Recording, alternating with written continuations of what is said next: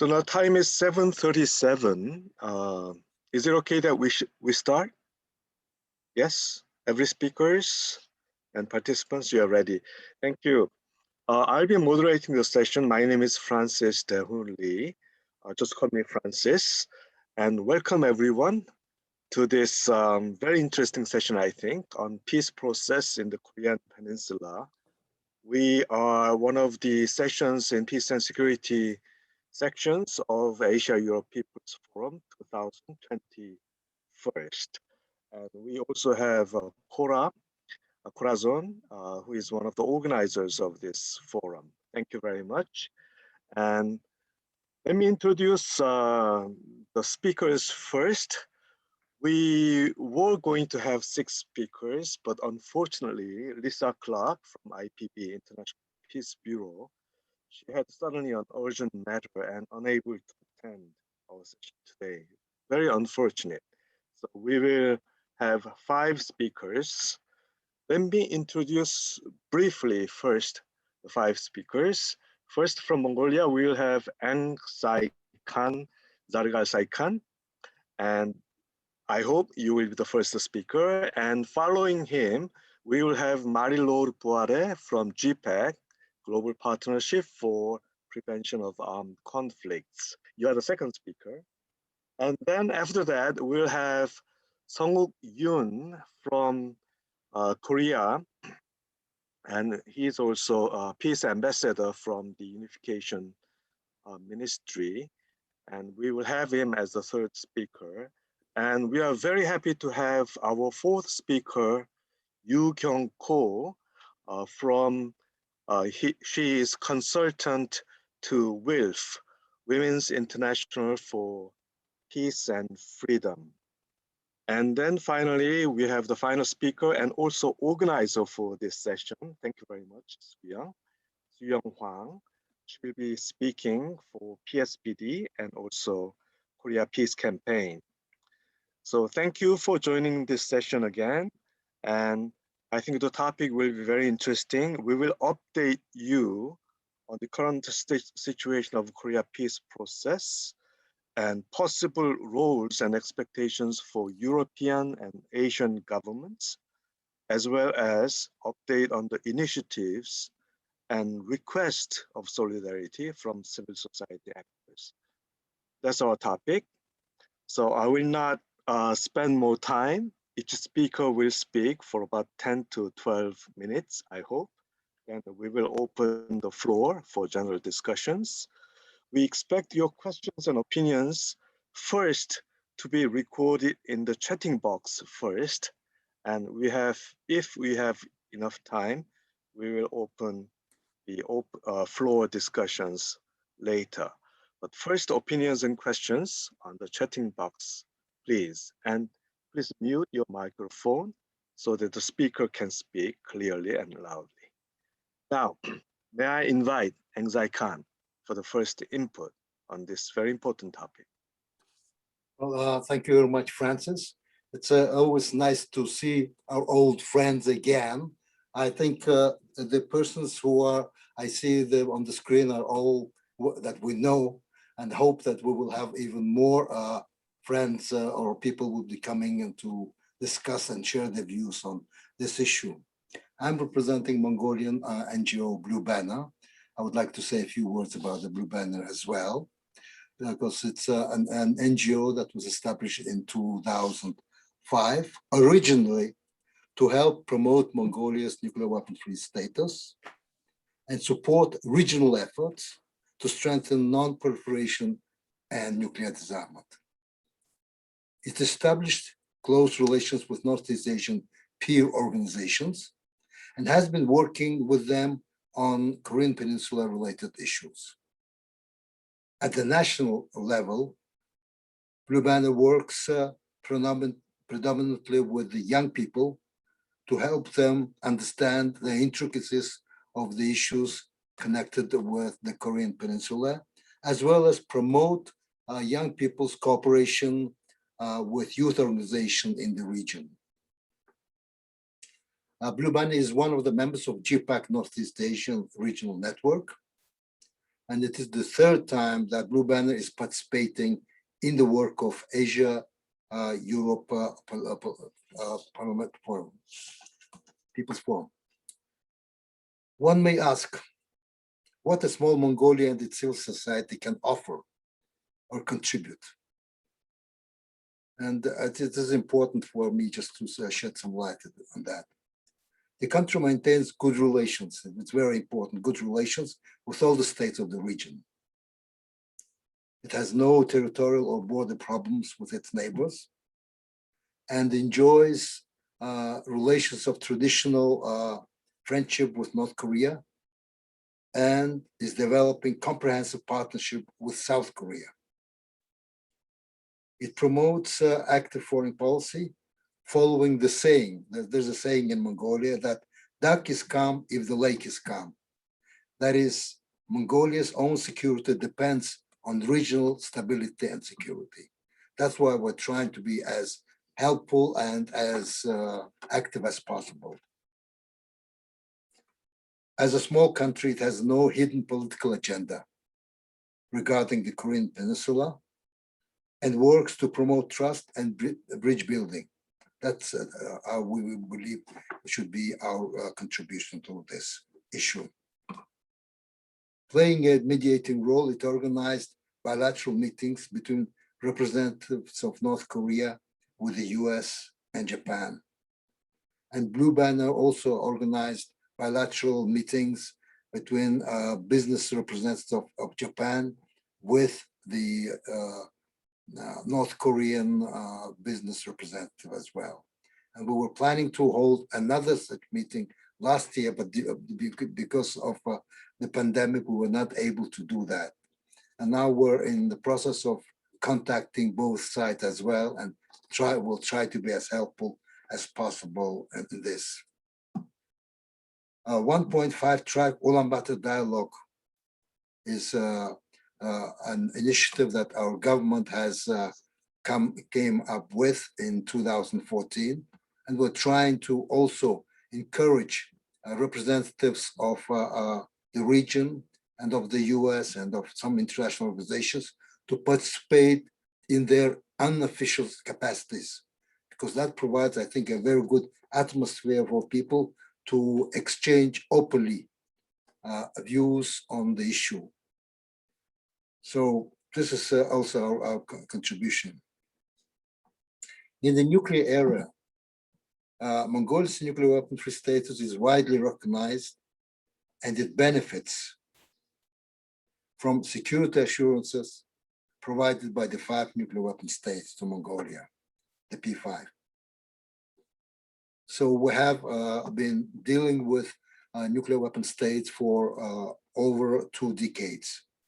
We have very good relations, though on many things we do not agree, but nevertheless, we have very good, established very good personal relations, and we're able to make sure that our problems are understood by the P5, and we try to understand the views and interests of the P5 as well. I think such an approach is very, very important, not only in Mongolian case, but in many other cases. So personal relations is very, very important. Mongolia's experts as IAEA inspectors have worked both in North Korea and Iran. So we have people, if need be, they can participate in future such activities as inspectors, because they have a lot of experience in that sense. Also, Mongolia maintains 4 certified CTBTO primary, seismic, infrasound, radionuclide, and noble gas stations. That means whatever happens in our region, the CTBTO can get full information from our side. And that's what we've been doing that. Even we think we're one of the first to have informed the CTBTO about the 6 nuclear weapon tests in North Korea. So this is just, I'm trying to tell you that we're trying to be as helpful as possible, and it's not only just our ideas, but what we're trying to do is to share our experience, including with the inspection and so on and so forth. As to Blue Banner, it believes that the Korean issue needs to be addressed politically and not through force or pressure that would only lead to mutual suspicion and tension. And we all see that we're becoming also, the people I think know quite well that force will not force to change the positions of states.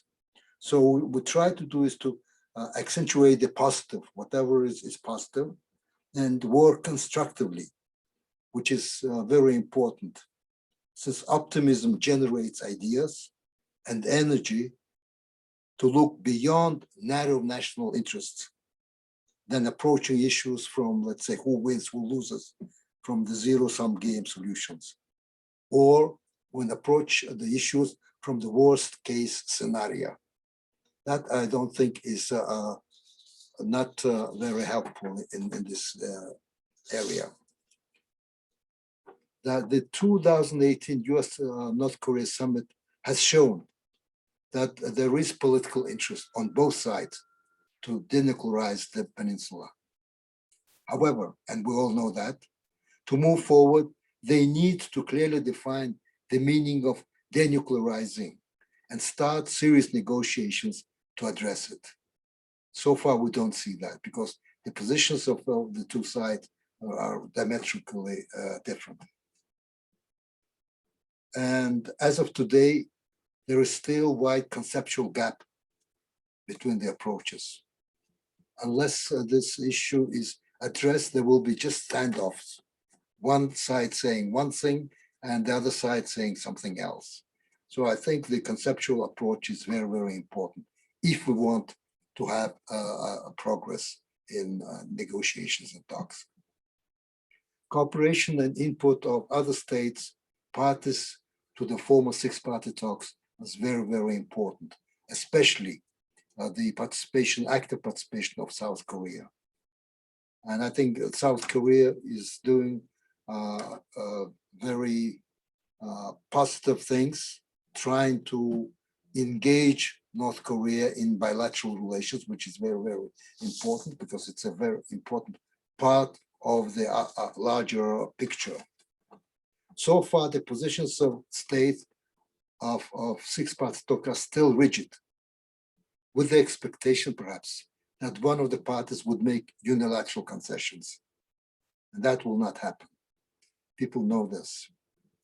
So in such a situation, civil society organizations can play a useful role, like it was played by ICANN and International Campaign to Ban Landmines, because they can be very active, not only among civil society organizations, but also work with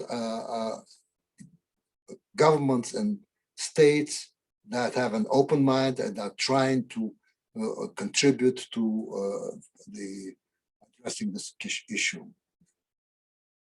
So likewise, cooperation of regional NGOs with interested governments also could play a useful role in addressing the Korean Peninsula issue. In that case, Gpac, International Peace Bureau, and this AEPF can play a practical role with their rich experience and outreaches. We know that Gpac and IPB have a lot of experience, but I think the participation of AEPF will be very, very useful as well because they have a very broad membership and support. In 2015, Gpac Northeast Asia has launched the Ulaanbaatar process with participants of both Koreas, China, Japan, Russia, Mongolia, and the US. It serves as a regional track 2 dialogue mechanism that provides political space for its participants to consider and discuss issues of common interest and of common concern, and promote cooperation by doing so, strengthen the role of civil society organizations in this. Because there is a voice, yes, we can hear voices of civil society organizations, but they are not, so far they cannot affect the positions of governments. So I think civil society organizations should work together and see how we can do that in that sense. High on the agenda of Ulaanbaatar process are the situation on the Korean Peninsula and promoting establishment of a nuclear weapon-free zone in Northeast Asia. These are two important issues. The third issues will also decide whether it is a cooperation, economic cooperation, gender issues, and so other issues. But two important issues, constant issues, are the situation on the Korean Peninsula and promoting the establishment of Northeast Asian nuclear weapon-free zone. Finally, to contribute to civil society common efforts, Blue Banner has undertaken recently a study on the Korean Peninsula and believes that denuclearization of the peninsula needs to be part of a broader approach to regional security and to Northeast Asian nuclear weapons. We believe that conclusion of an international treaty whereby two Koreas and Japan, these three countries, would not have nuclear weapons, while the three nuclear weapon states of the region, meaning Russia, China, and the US, would provide to them legally binding assurances. That is very important. That's the basic philosophy of nuclear weapon-free zones. You promote, you discuss among each other, let's say, the countries of the nuclear weapon-free zone that you will not have nuclear weapons, and they have their own, let's say, security mechanism.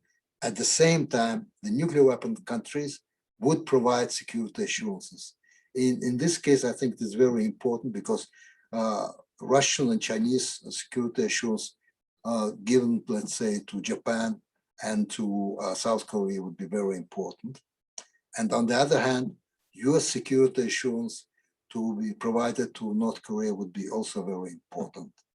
And there's another layer whereby the Russia and China that have been allies of North Korea would make sure that that US security assurance would be viable, because all these three countries are members of the Security Council. I think that is a very important issue that we should have in mind.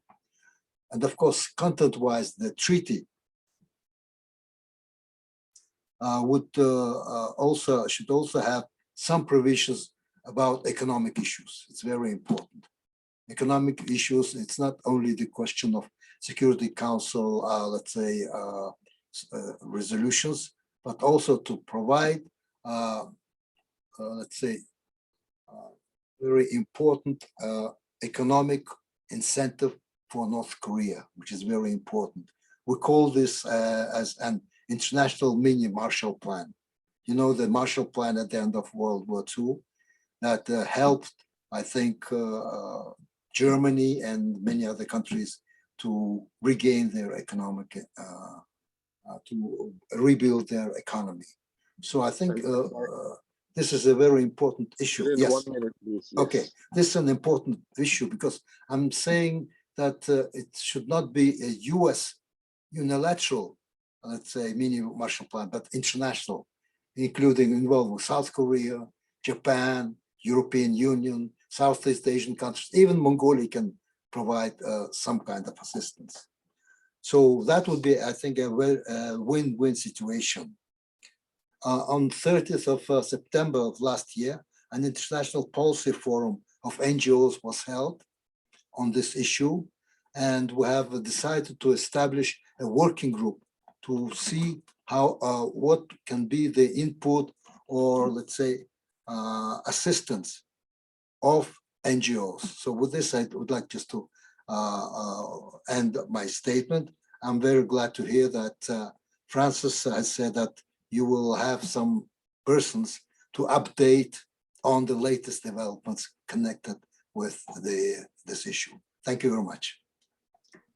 Thank you very much, Dr. Eng Sai-san, and very sorry for the limited time.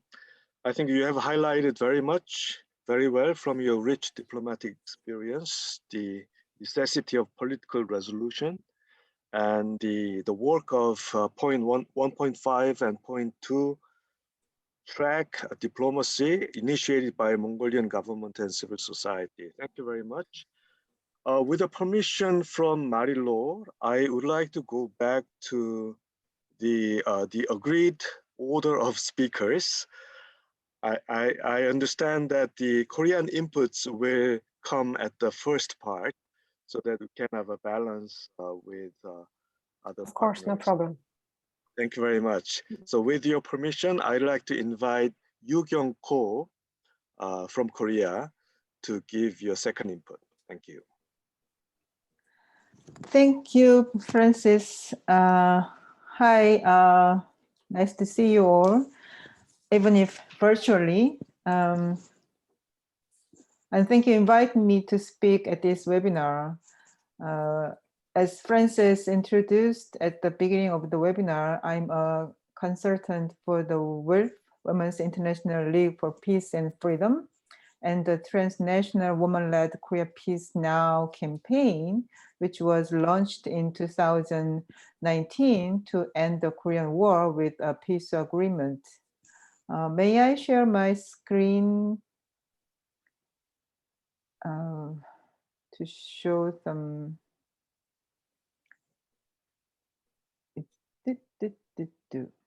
Okay. Is it good to see that? Okay, it works. Thank you. Yeah, Korea Peace Now published the Path to Peace report in February of this year, which makes the case that a peace agreement would lower tensions and make room for progress on issues such as improved human rights and denuclearization. I'm also a standing executive committee member of the Korea Peace Appeal campaign, which was launched in July last year. I think Young will introduce the campaign in detail. I just would like to invite you to join the campaign and sign the appeal. In 2018, there were several summit agreements between the US and the DPRK, North Korea's official name, and between the North and South Korea for the denuclearization of the Korean Peninsula and establishing a peace regime. Since then, however, the Korea peace process has been at an impasse. While progress in inter-Korean relations had created a historic opening for talks between the US and the DPRK in 2018, the US's policy of maximal pressure and its denuke-first approach undermined inter-Korean cooperation and the implementation of the summit agreement, including the military agreement for disarmament between the two Koreas. The Moon Jae-in administration has been criticized for failing to make progress in inter-Korean relations in the face of US intervention via the UN command, which obstruct.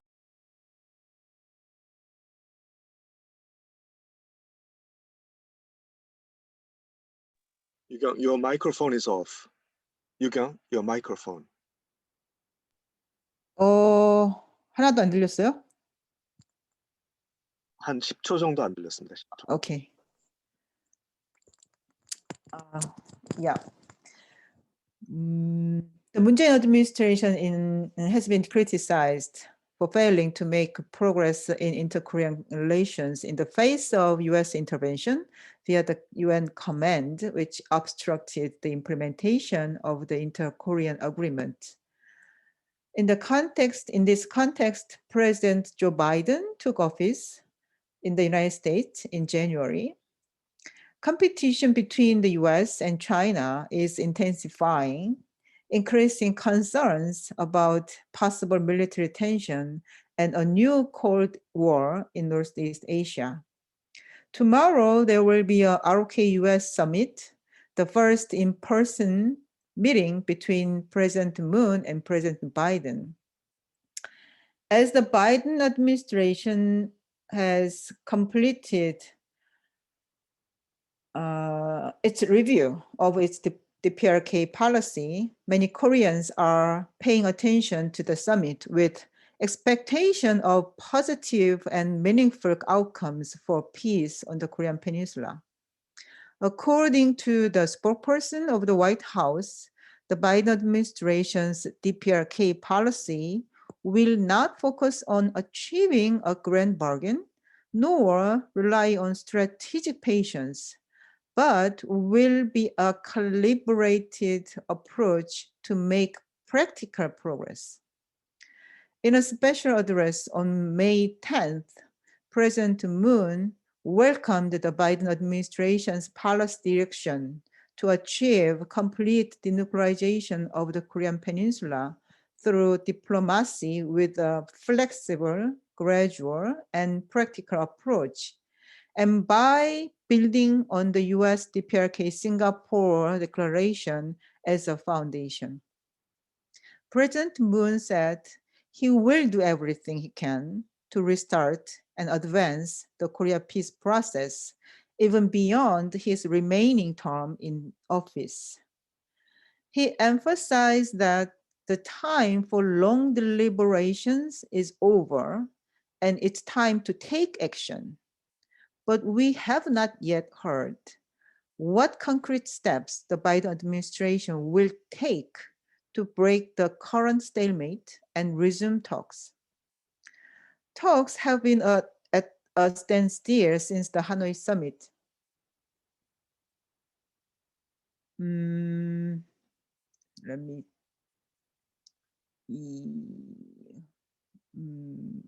sorry, where is it? I lost my paper. Okay. Yeah. The Hanoi summit failed to produce an agreement, even though the DPRK suggested suspension and eventual dismantlement of fissile material production at Yongbyon, monitored by the US or other outside parties in exchange for limited sanctions relief. Since the Hanoi summit, the DPRK has announced its position on the denuclearization talks, that the key to establishing a new DPRK-US relationship lies in the US withdrawal of its hostile policy toward the DPRK. If the United States persists in its hostile policy, it said there will never be the denuclearizations of the Korean Peninsula. If the Biden administration is serious about the denuclearization of the peninsula, it should take concrete action soon to resume talks for denuclearization. I'm sure that it is aware that the DPRK achieved its completion of its nuclear power during the US policies of strategic patience and maximum pressure. As long as hostile relations persist, doing nothing will only lead to the deterioration of mutual confidence and the chance of successful talks under the armistice state of the Korean War. So to break through the deadlock for meaningful and fruitful talks, I would like to suggest 3 points. First, ending the armistice state of the Korean War will create a momentum for breaking through the deadlock and confidence building for a successful talks toward denuclearization and lasting peace on the peninsula. In the Path to Peace report I mentioned earlier, the Korea Peace Now campaign recommends that the United States, the ROK, and the DPRK immediately conclude a fair and binding peace agreement that acts as a final settlement of the Korean War. A peace agreement to end the 7 decades of the armistice state would reduce the risk of nuclear war and facilitate talks on arms control and disarmament. Second, the US and ROK leaders also should keep the promise of suspending the US ROK combined military exercises. One of the annual large-scale exercises will be in late August. Experts have proposed suspending the military exercise in exchange for a suspension of North Korea's nuclear and missile tests as possible reciprocal measures for confidence building between the US and the DPRK. Third, deployment of new weapon systems and military buildup will impede the Biden administration's stated policy of pursuing a practical approach for successful talks.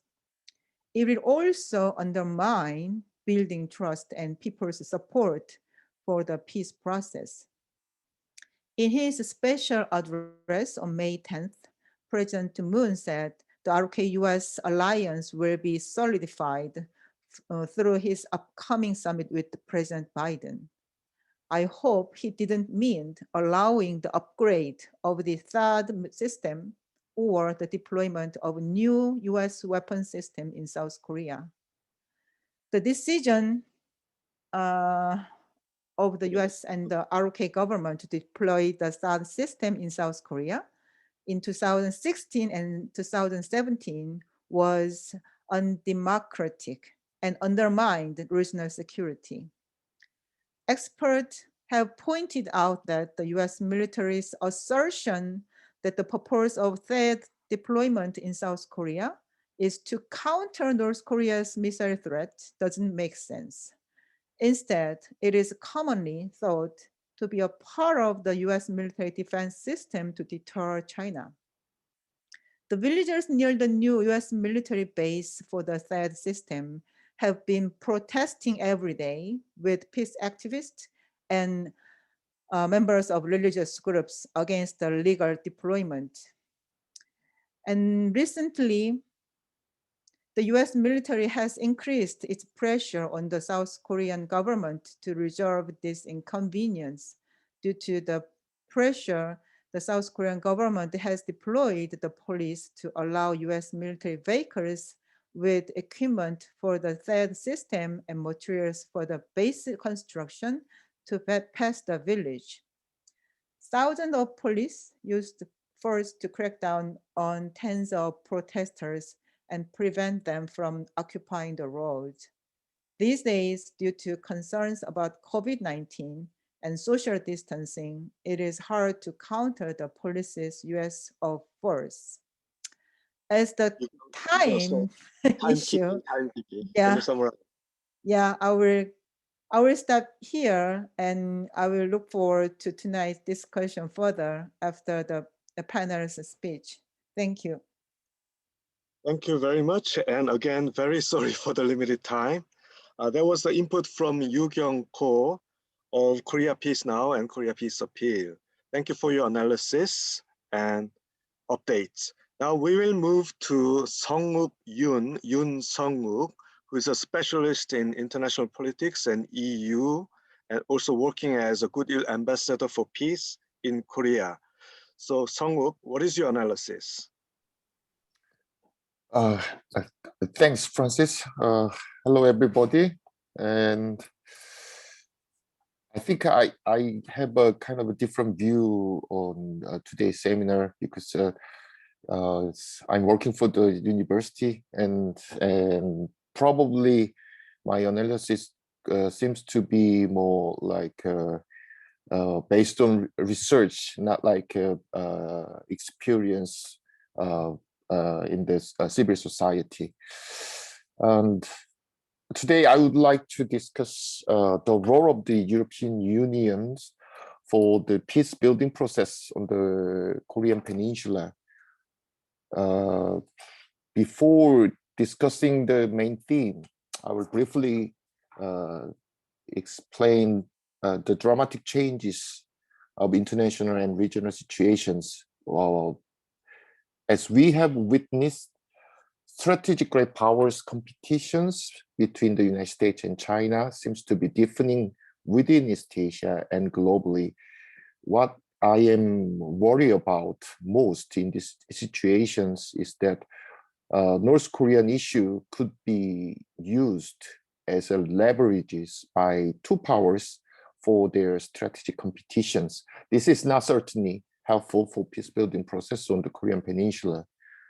And also regarding the current situation of the Korean Peninsula, I diagnose it as a deadlock minus alpha situations, which means that worse than the deadlock situation, especially after the collapse of the Hanoi summit. Although the United States' new policy towards North Korea has been announced under the Biden administration, it is still doubtful, at least for me, that North Korea could come back to negotiation table without any incentives or guarantees. Then, what can the EU do under these situations? Firstly, I have to say that the EU clearly identified its security objectives and its role as an inevitable global players. However, especially in Korea, probably in the world, it is very doubtful whether the EU is interested or have any intentions to be engaged in these issues on the Korean Peninsula in general and in North Korean issue in particular.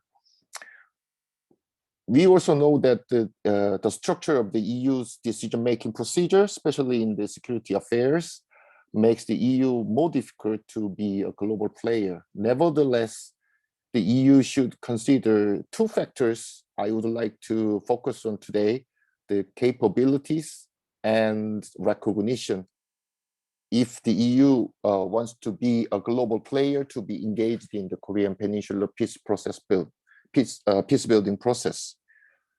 Let me start with a issue of capabilities, which is about whether the European Union has capabilities in dealing with the North Korean issues and also for peace building process. Personally, I believe that the EU could play its own role in easing tensions between two Koreas and in the process of peace building in the Korean Peninsula. This is because the European Union has never shown its interest or intention to be a military power. Rather, the EU has clearly identified its security goals of promotions of liberal values and sustainable development, effective multilateralism, and strengthening the international law. In that sense, the EU's participation in the global sanction to North Korea is not the only job the EU could do. The EU can be more actively engaged in North Korean issues in the areas of such as humanitarian aid, technical assistance, or initiating dialogues with North Korea. As we know, the EU's policy towards North Korea has been critical engagement since the emergence of second nuclear crisis. But we also know that this critical engagement policy has been highly vulnerable to political circumstances and nearly failed to achieve its goals. It means that the EU needs to consider setting up new policy towards North Korea. Then let me briefly explain why I believe the EU is deserved to be an inevitable player in the Korean Peninsula. The EU did a great job for Iran's nuclear agreement as a mediator, facilitator, and a go-between of a trust builder between Iran and the United States. In addition, the EU has made its efforts to keep the deal alive regardless of the US withdrawal during the Trump administrations. The EU publicly announced to be very proud of its role in Iran's nuclear deal and on the kind of reputation in conflict resolutions. Also, the EU and a couple of member states, such as Germany and Sweden, clearly expressed their intentions to help North Korea's nuclear negotiation with confidence based on their experience on Iran's deal. Then one question just come up to me naturally: what should be the EU do, or what should be the EU's next step? It is time for the EU to be more actively engaged in peace building process in the Korean Peninsula, which contributes not only consolidating the EU's role as a global player to resolve conflict in a peaceful and diplomatic way, but also strengthening the EU's status in this region. For these purposes, I would like to suggest what EU could or should do. This is about recognition issues, which means how the EU can be recognized as a player, inevitable player in the peace building process on the Korean Peninsula. Firstly, the EU should be recognized as a de facto international actor with a clear visions. In this sense, Brussels, the EU should start a debate on a new strategy on North Korea and the Korean Peninsula, and eventually adopt a strategic document. This document should include the EU's strong will as a civilian power that the North Korean issue must be settled in a diplomatic way through talks. And moreover, the EU should identify its objectives in the Korean Peninsula, should target areas that EU can make meaningful contributions, and should specify at which stage and how the EU can play its role. Secondly, as I mentioned before, the EU prepare and set up a new policy towards North Korea and the Korean Peninsula. A new policy should put the EU in a stronger position to contribute proactively to the maintenance of peace and stability in this area. One of the possible and desirable things to do for the EU is to restore a high-level political dialogue with North Korea, which was suspended since 2015. EU and North Korea political dialogue could serve as a kind of back channel for Washington and Pyongyang. The EU should be reminded that the EU has maintained its dialogue channel with Iran when maximum pressures and sanctions and even the military actions were seriously considered. Lastly, for today, it is time and desirable to set up a platform to share the EU's successful experiences in the integration process. Especially in Korea, we normally comes up with one questions regarding the Korean Peninsula. What we are looking for between peace building on the Korean Peninsula and two Korea's reunifications. But whatever we choose, there is one common purpose, which is to establish a permanent peace on the Korean Peninsula.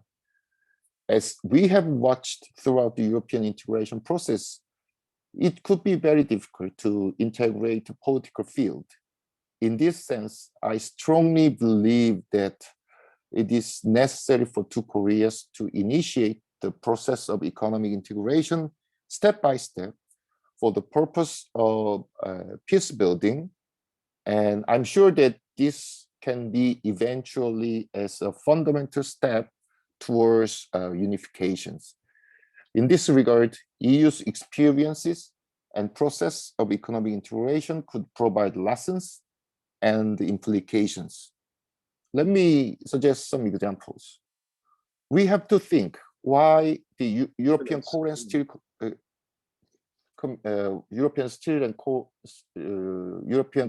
community was successful and became a cornerstone towards further European integration, but why not Kaesong Industrial Complex? And we also think how the member states of the European Union overcome conflicts of interest and disagreement among member states through talks and negotiation. how to harmonize rules and regulations based on the mutual recognition principles, how to establish and consolidate European identity, what kind of efforts the EU has made for solidarity, etc. This is very, very essential for two Koreas when they start initiate the economic cooperation or integrations. So we have to understand what European integration tells us is that the fundamental goal of the European project is to establish permanent peace in Europe. And that's why it is time for two Koreas to set up policies to coexist by admitting differences and to minimize disparities and avoid marginalization in various areas. The EU can share its experiences and give consultations on these issues the EU has already experienced during the integration process. The role of civil society and NGOs can be extremely helpful in this field, especially. Thank you.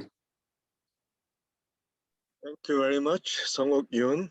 That was input from Sungwook Yoon, especially from different perspective and different analysis, but highlighting the potential role of EU as an important international player in Northeast Asia with the different values and different approaches, and leading to the initial step of economic integration, which will be very, very vital for lasting peace. Thank you very much. Now with that, can we move to Marie-Laure, covering Europe and Asia in Gpac?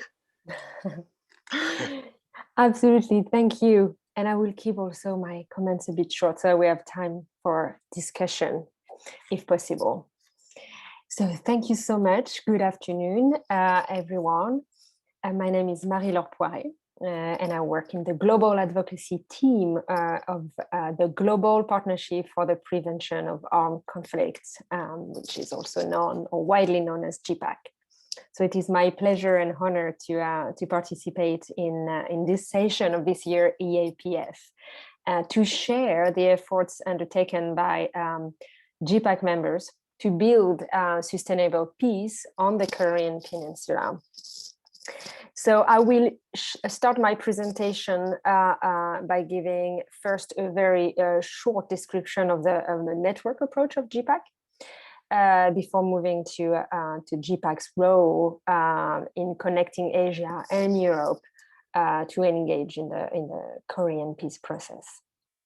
So first about Gpac, about the Gpac network approach. And by way of quick background, Gpac was founded in 2003 and is the world's largest global network of and led by local peace builders. So the network counts more than 200 civil society organizations that work or operate in the field of conflict prevention and peace building. And the network consists of 15 regional networks, including Northeast Asia. Really at the core of Gpac's mission is the commitment really to link civil society with relevant local, national, regional, and international actors and institutions so that together they can collectively contribute to the prevention of conflict. So ultimately, we firmly believe that conflict prevention initiatives need to be very much locally grounded and internationally supported, so that they can be sustainable in the long term. This is truly one of the main objectives of the advocacy efforts of Gpac, to truly meaningfully facilitate that engagement between local peace builders and national, regional, and global stakeholders, so that we can inform, if not influence, their policies and actions. Because we believe that, of course, global policies or policies in general should truly reflect and be inclusive of the need and challenges of local communities. So that's really about Gpac and how we function and how we work. Now, second, about the Gpac efforts in Northeast Asia. So the concept of a civil society dialogue process for the Korean Peninsula has always been a central goal of the Gpac network in Northeast Asia, and something that the entire actual network of Gpac recognizes as vital importance. So as described earlier by Ambassador Eng Sai-Tian, who is the chairman of Blue Banner, who is Gpac member in Mongolia, it is only after years of cautious engagement and network development that the Gpac network in Northeast Asia could officially launch the Ulaanbaatar process in 2015. But since then, since the last 6 years, Gpac Northeast Asia commitment to support civil society in fostering peace in the region has been consistent and therefore effort widely recognized. So a noteworthy example is the appointment of Mary Joyce, who is with us today, who is the Gpac Northeast Asia Regional Liaison Officer.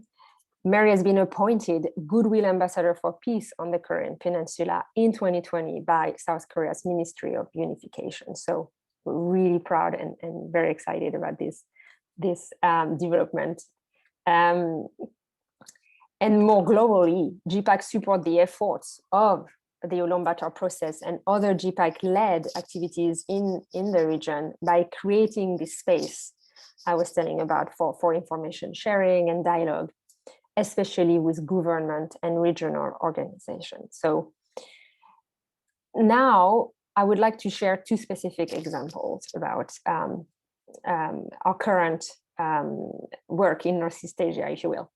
2 specific examples. The first one is Gpac steady engagement with the Korean National Peace Committee, or KNPC, who are a member, Gpac member in the Democratic People's Republic of Korea.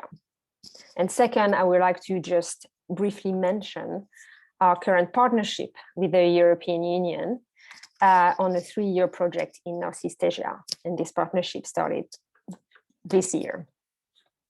So first, Gpac, really one of its main area of work is the amplification of our member expertise. We really want to develop the expertise of our members.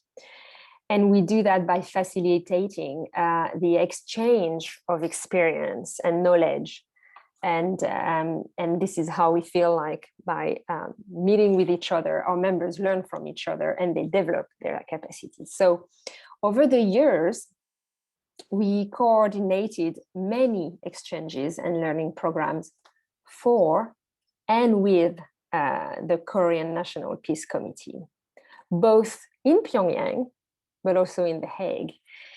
So for instance, in 2018, 4 colleagues from Korean National Peace Committee visited The Hague to participate in capacity building session and also to engage with various international stakeholders based in The Hague. So they interacted with the Dutch Foreign Ministry, as well as the Organization for the Prohibition of Chemical Weapons or the International Criminal Court.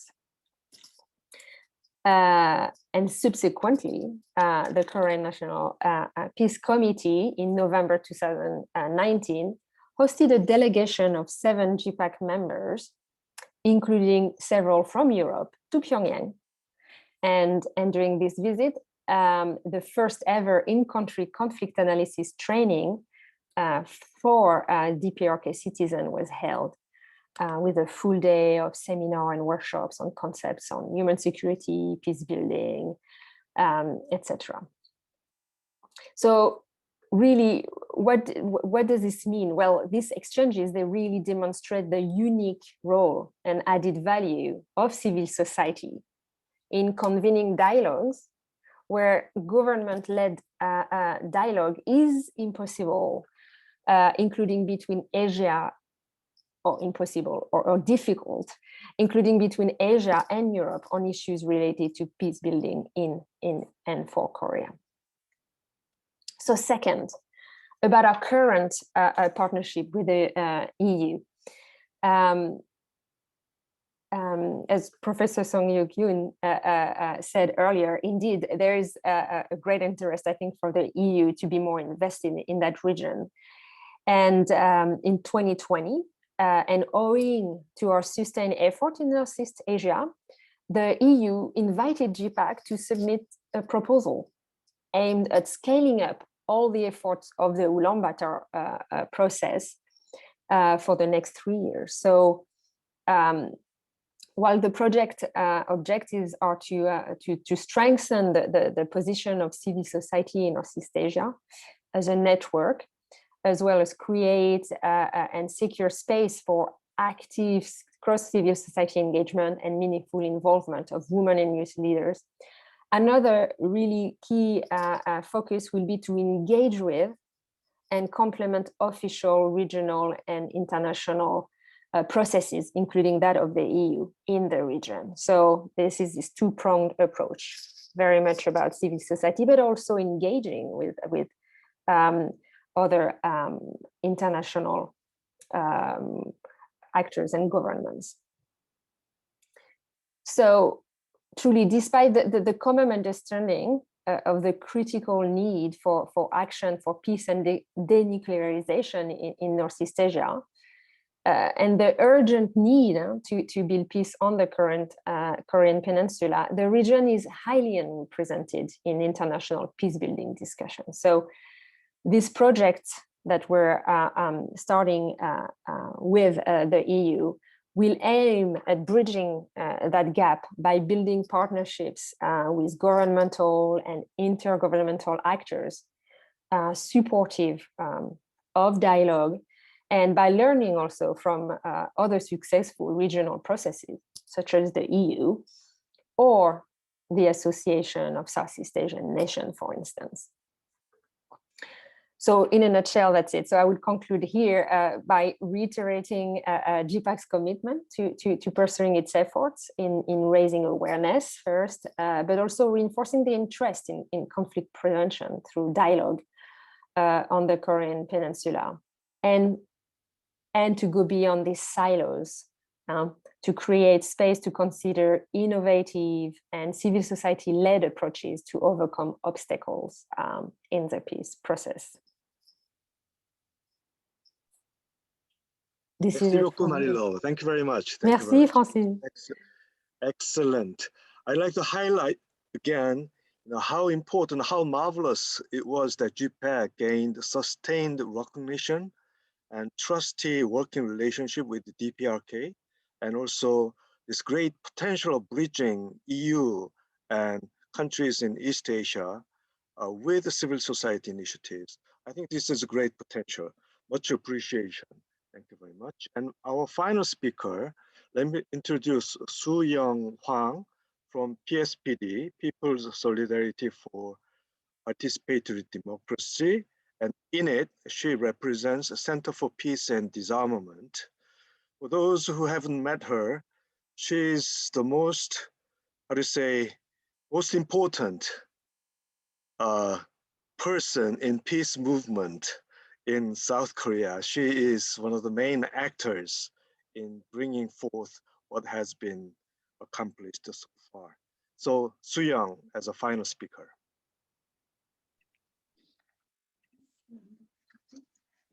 Thank you. Hi, everyone.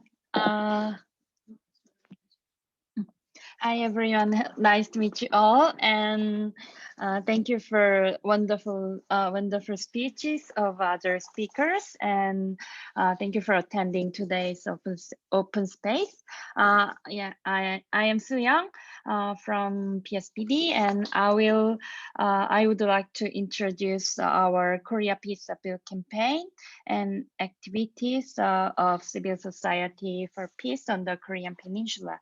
I will share my screen. Yeah, I would like to show some photos. Yeah. Yeah, Korea Peace Appeal is an international campaign that seeks to amplify voices calling for an end to the Korean War and a transition from armistice to peace beyond the Korean Peninsula and throughout the world. Last year, on the 7th anniversary of the Korean War, South Korean people gathered together to end the Korean War and sign a peace treaty with people power on July 27, 2020, which marked the 67 year since the armistice agreement. More than 360 South Korean civil society organizations and 7 major religious orders in Korea and international patron organizations like Gpac, IPB, and individual supporters launched the Korea Peace Appeal campaign. Our message is simple: 70 years is enough, and let's end the Korean War with people power. This is our campaign goal: build people's solidarity and common actions to end the Korean War, and gain support and participation of various governments and parliament for the Korea Peace Appeal, calling for a transition from armistice to peace, and launch and achieve negotiations between relevant governments to establish a peace regime. Our campaign, we will conduct the Korea Peace Appeal campaign until 2023, the 7th anniversary of the Armistice Agreement. The period of the war in Korean Peninsula was about 3 years. So then we thought, let's end the Korean War for 3 years. This is Korea Peace Appeal. I would like to share our activities. First, Korea Peace Appeal signature campaign. South Korean civil society organizations made 4 demands of Korea Peace Appeal through a long discussion. You can see here in the image. I think these are demands that everyone can sympathize with, and everyone can think these are necessary. And we will collect 100 million signatures of Korea Peace Appeal from people all across the world, and we will deliver them to the United Nations and to the governments of the countries involved in the Korean War, including South and North Korea, US, and China. This is our first plan. I would like to share more our various activities of a campaign. But because of the COVID-19 quarantine, nowadays it is difficult to conduct signature campaign actively. We are using QR codes to get online signatures in the street, and many religious people are also participating in the signature campaign. And we named every Monday Peace Monday, and have conducted a street signature campaign in every Monday. And people send signatures to us by mail, even from Japan, by international mail. And Korea Peace Appeal Campaign conducts various activities. Last year, second anniversary of Pyongyang Joint Declaration of two Koreas, we collected many photos calling for peace on the Korean Peninsula like this, and it was introduced to the media, to the Korean media, and English and Japanese. And these are photos of the peace shops participating in the campaign. Some cafes, libraries, and restaurants, and they posted campaign posters and to inform the customers about the signature campaign. There are 100 shops all over the South Korea. And some celebrities such as Korean actors, film directors, and singers are also joining us. They said that one of the writers said that we wish go further based on the permanent Korea peace. And we also organize wider support for the Korea Peace Appeal from the National Assembly and local government and local parliament in South Korea. 65 MPs joined the signature last month to mark the second anniversary of the Panmunjom Declaration. And over the 110 people, the head of local government and local MPs also joined the signature. In particular, many people from border areas such as Gyeonggi, Gangwon, Incheon province participated. One of them says, in the border area, we felt peace after the Panmunjom Declaration. It was confirmed that easing military tensions on the border could lead to substantial peace implementation. And we also hold discussions on pending issues related to peace on the Korean Peninsula and Northeast Asia. It is a place to open a public forum to share various opinions and critically review government policies and discuss alternatives of civil society. And we also hold online meetings with Japanese people to share our activities and opinions. People invite the Korea Peace Appeal Campaign. Please invite us if you would like to discuss Korea peace issue or introduce our activities to your own group or network or organization. And also, we sent a letter to the US President Joe Biden to call for ending the Korean War for peace on the Korean Peninsula. We are monitoring the policies of each government and announcing the opinions of the civil society. Finally, I would like to ask you to be a Korea peacemaker. Please widely circulate our signature campaign among your network, and please add campaign banners to your website, and you can download the signature sheet in our website.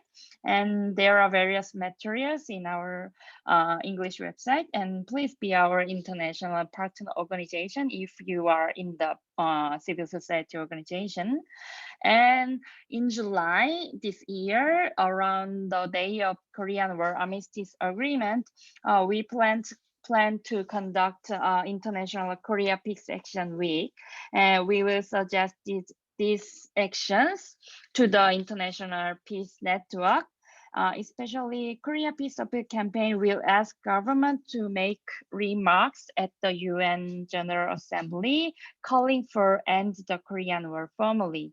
So please support our request and ask each government together. And we will conduct some kind of these sections. And yeah, this is the end of my presentation. Thank you for listening. Thank you very much, Youkyoung. Thank you. So we are now enriched with all the 5 inputs. Thank you very much for the speakers. And finally, on the next steps of Gpac and Ulaanbaatar process, who would like to give you? I think that will be the final comment within the limited time. Who would like to respond? Well, I can start, but I would like also to invite Mary, who is a very important person in the Ulaanbaatar process. First of all, I would like to say that one of the distinguished features of Ulaanbaatar process is that we started the process with an understanding that representatives of both Koreas would participate. We don't want, to give preference to one or another, and there is an agreement that Ulaanbaatar process will proceed with an understanding that both Korean nations would be represented, the NGOs would be represented. That's very important, I think. Unlike some others where some attend, the others do not attend. So this is an important thing. And we hold annual meetings focusing on 3 or 4 specific issues. And as I have already said, first is the Korean Peninsula related issues. The second is Northeast Asia nuclear weapon-free zone. The third, fourth would be, on the suggestion of members of Ulaanbaatar process. I think it's a very important step. Now we started our actions in 2015. Now it is time for us to look back and see what we were able to achieve and what we were not able to achieve, and to look again what we can do further in that sense. One of the things that we have started was a joint publication with the participation of representatives of NGOs. They don't represent the governments, so they have the opportunity to share their views, and it's very important in that sense. We also participated and organized also capacity building exercises. I think it was already mentioned by Mariwa that there was such an exercise, let's say, in Pyongyang, and then in Beijing we also had such things, and perhaps we will also be focusing of holding a capacity building exercise in Mongolia based on the themes, which themes the members of Ulaanbaatar process would like to focus on. I think that's going to be a very important thing. So it is a process. We're starting the process. We'll look back, and then we'll see what can be achieved better, and so forth. As Maria has already pointed out, the EU is also supporting our activities, and we hope that with the participation of EU and some other international organizations, we will be able to bring up our activities more. So this is what I can say at this stage. Perhaps we can also invite Mary to add to it. Thank you. I give my last points to Mary. Yes. Thank you so much. I will be very brief then, because I think Ambassador Saihan has really just shared some of the key points.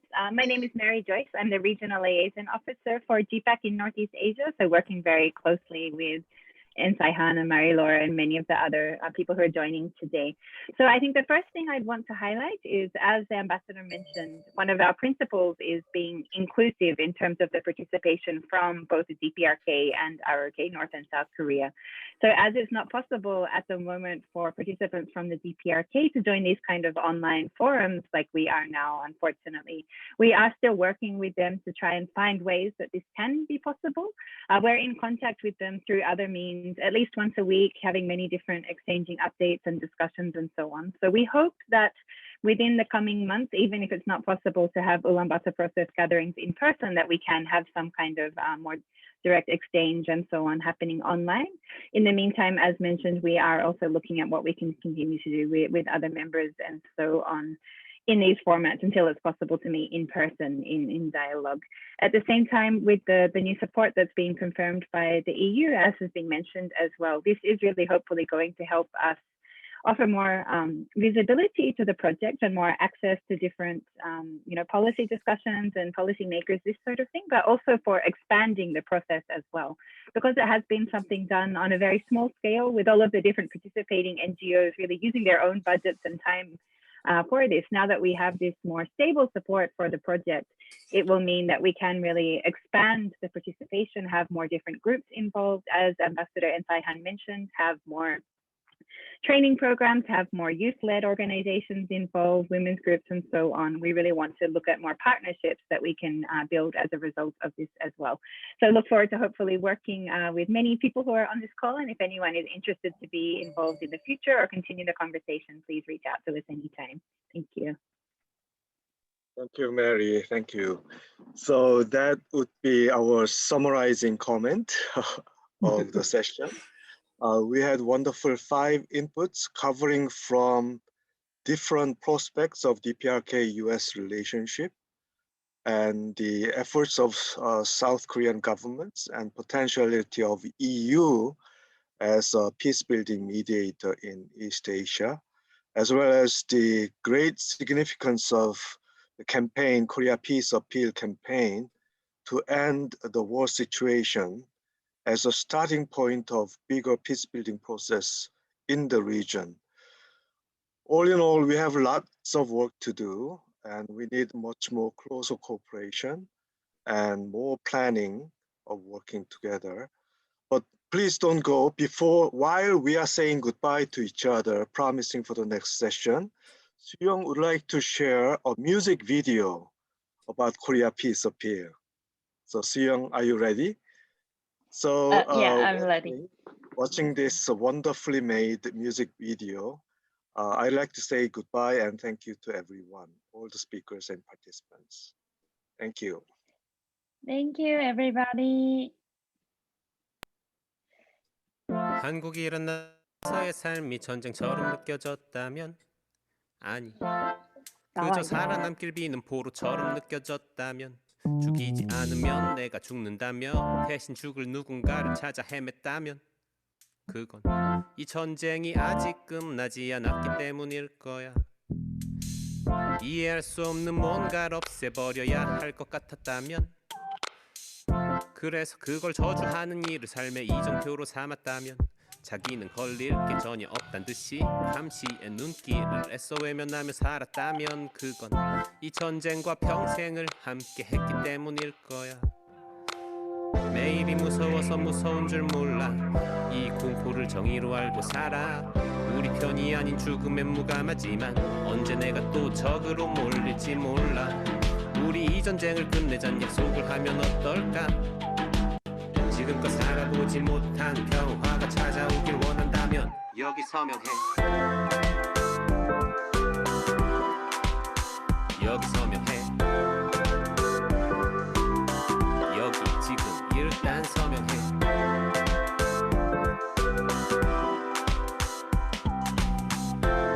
더 이상 기다릴 필요가 없어. 이 전쟁을 끝내자. 여전히 기지는 넓혀지고 사람들은 쫓겨나. 삶을 잃은 사람들은 살기 위해 결국 전쟁에 목을 매. 당해본 사람은 소리 지르지만 힘센 사람들은 그 입을 막아. 그래서 우린 이 전쟁을 모르는 척하고 살 수 있었던 거야. 군사경쟁 아닌 협력을 원해. 핵무기 없는 세상을 원해. 미워하며 사는 건 지겨워. 이 평화를 일상으로 가져오길 원해. 이 전쟁 끝내자는 약속을 받아냈으면 좋겠어. 나부터 서명할게. 그리고 지금부터 전 세계에서 1억 명을 모을 거야. 스톡홀름 어필 2억 8천 명의 서명. 베를린 어필은 5억 명. 절대 많지 않아. 세상을 뒤집어 엎길 원하는 그런 마음들이 모인다면 70년의 분단, 70년의 냉전, 70년의 불안, 70년의 폭력과 아픔. 계속할 이유가 없으니까 여기서 끝낼 수 있으니까 여기 서명해. 여기 서명해. 여기 지금 일단 서명해.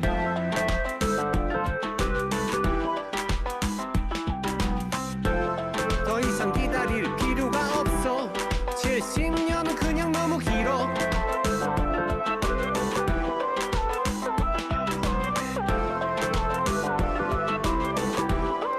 이 전쟁을 끝내자. 이 전쟁을 끝내자.